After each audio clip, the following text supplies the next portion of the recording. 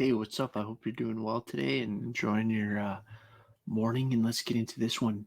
Today, I want to look at this new after-school video with John Hancock, Graham Hancock, the great Graham Hancock, who wrote Fingerprints of the Gods and The Magician of the Gods and Supernatural and Waterworld and a lot of awesome books.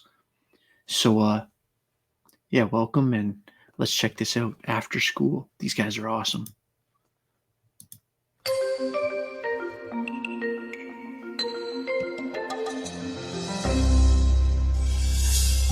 I've spent much of my working life exploring the controversial possibility of a forgotten episode in human prehistory. I haven't seen this yet. An advanced Love this guy, civilization though. of the Ice Age, as yet unrecognized by archaeologists, that collapsed and failed utterly during a global cataclysm some 12,000 years ago.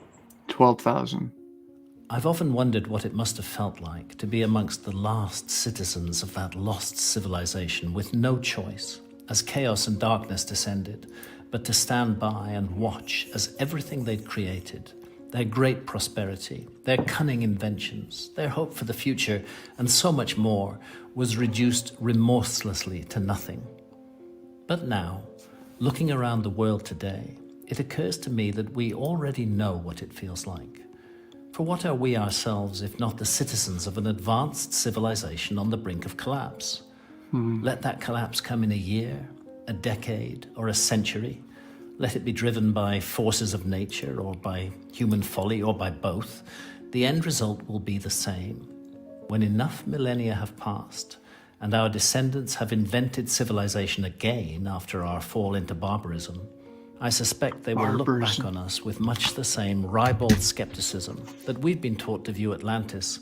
We will have become just a myth, just a story, mere pseudoscience, and certainly not true history. Several hundred myths concerning a global cataclysm and the loss of an advanced prehistoric civilization have come down to us from the remote past and from all parts of the world. These myths are eerily consistent on many points, and on one in particular. The cataclysm was not a random accident, we're told. We brought it upon ourselves by our own behavior. This may seem a nonsensical claim to those committed to the philosophy of scientific materialism, who see no cause and effect here, merely projection and fantasy on the part of the myth-makers. In summary, however, whether we react with scorn or choose to pay attention, the shared message of the myths is that our arrogance and our cruelty towards one another, our noise and strife, and the wickedness of our hearts angered the gods. We ceased to nurture spirit. We ceased to love and tend the earth and no longer regarded the universe with reverent awe and wonder. Dazzled by our own success, we forgot how to carry our prosperity with moderation. Oh, So it was, Plato tells us, with the once generous and good citizens of the lost civilization of Atlantis, who in former times possessed a certain greatness of mind and treated the vagaries of fortune and one another with wisdom and forbearance, but who became swollen with overweening What a pride great in their word. own achievements and fell into crass materialism, greed, and violence. To the perceptive eye, the depth of their degeneration was clear enough, Plato writes. But to those whose judgment of true happiness is defective, they seemed, in their pursuit of unbridled ambition and power, to be at the height of their fame and fortune. If ever a society could be said to meet but to those whose judgment of true happiness is defective, they seemed happy in pursuit of unbridled ambition and power to be at the height of their fame and fortune. That's what they seemed like to people whose happiness was defective. What a saying by Plato. all the mythological criteria of the next lost civilization, Oh, a society that ticks all the boxes, is it not obvious that it is our own?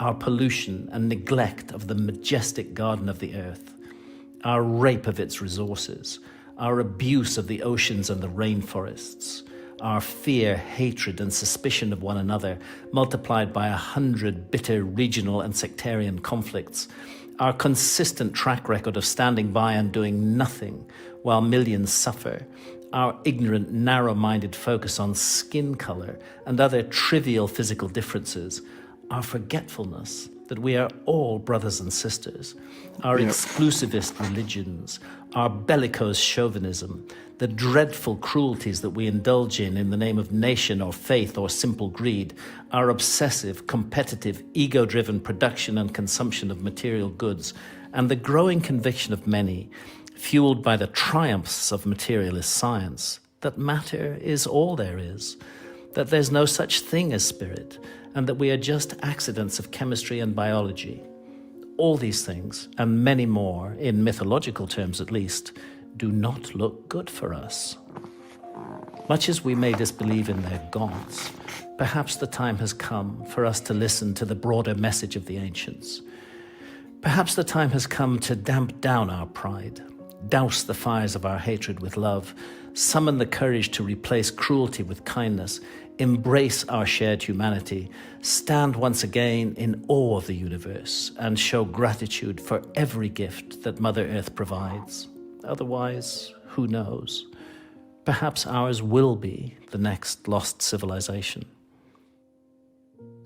If you live in one of the great technological cities of the modern world, you almost never see the stars. Light pollution cuts out the sky, severs our connection with the universe. But if you look down... See, he's about to, I think, make an amazing point. So, like, this idea of, I've said this in class a few times, like, about how much, like, when you go to a place like Algonquin Park and you're out in the wilderness, or a bunch of the people that might watch this video, if you're out in North Bay and you're out somewhere nice and it's like, you see that night sky, it's hard not to almost have, like, a overwhelming spiritual or emotional experience. And city dwellers are robbed of that, right? They just, when you look up in the sky and see like 2 or 3 stars, it's like, that's not what most of your ancestors saw. From a NASA satellite, you can see here, for example, Northern Europe lit up like a golden string of jewels. But down here is the Sahara Desert, inhabited by hunter-gatherers.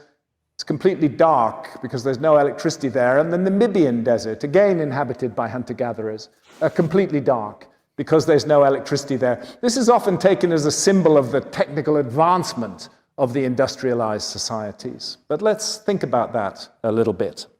Go west, and there's North America, lit up like a string of jewels. But there's the Amazon jungle, completely dark because there's so little electricity there.